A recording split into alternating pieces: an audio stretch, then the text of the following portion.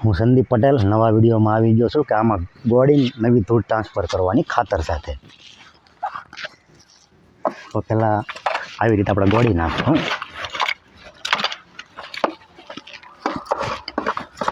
ફૂલ પોચું પડી જાય ને ત્યાં લગી ગોળવાનું, મૂળિયા ખુલ્લા થઈ જવા પડે. હવે આમાં લીધે ધૂળ છે જૂની એ કાઢી લેવાની. અને ખાતર તો એવું નાખવું એ તમને દેખાડું હારો.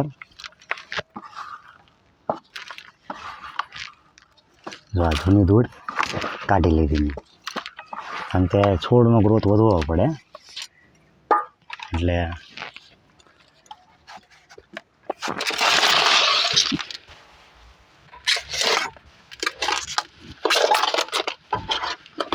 આ દેશી ખાતર છે.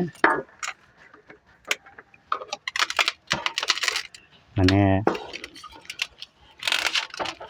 કોકોનટ પાવડર છે હારો. તો આવી રીતે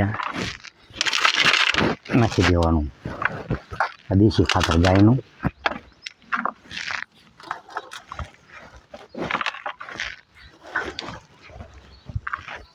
મારો આ કોકોનટ પાવડર નાખવાનો, એ ઓછો નાખવાનો છે.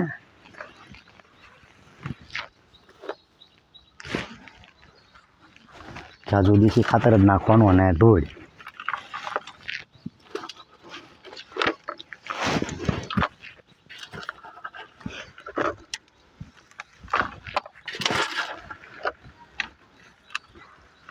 હવે માટીનું તગારું મેં અલગ રાખ્યું છે.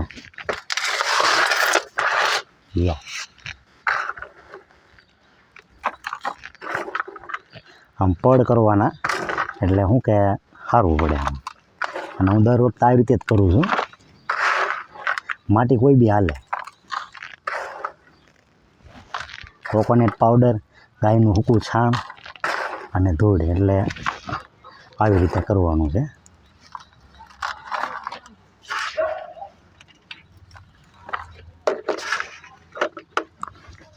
તમે તમારા ધાબા ઉપર આ કરી શકો. એકદમ સહેલું છે આ.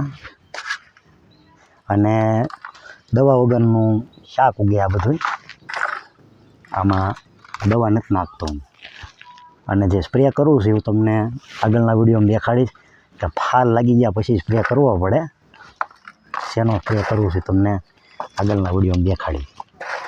અને અમારા વિડીયો જોતા રહેજો. તો આ રીતનું કરવાનું છે.